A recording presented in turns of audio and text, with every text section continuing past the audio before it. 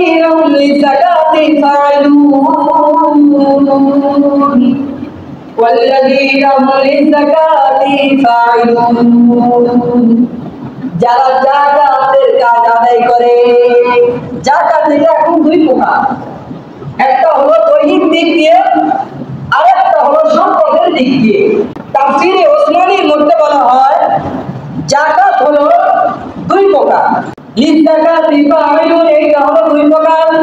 একটা হলো সম্পদকে পবিত্রতা করার জন্য, পবিত্র করার জন্য সম্পদের মধ্যে ঢুকে যে একটা বিধান দেওয়া হয়েছে যাকাতের, এটা অবশ্যই অবশ্যই আদায় করতে হবে। ধনীদের যাকাত দিতে হবে গরিবদেরকে, তবে এর অন্তর্ভুক্ত। আর যদি না যাকাত দেন তাহলে এর অন্তর্ভুক্ত হবে।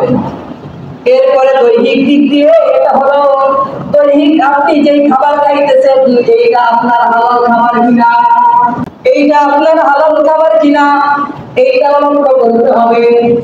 এই হালাল খাবার থেকে বেঁচে থেকে, হারাম খাবার থেকে বেঁচে থেকে হালাল খাবারের দিকে যদি চলতে পারেন তবে আপনি এই সকল কাজের মধ্য থেকে একজন হবে।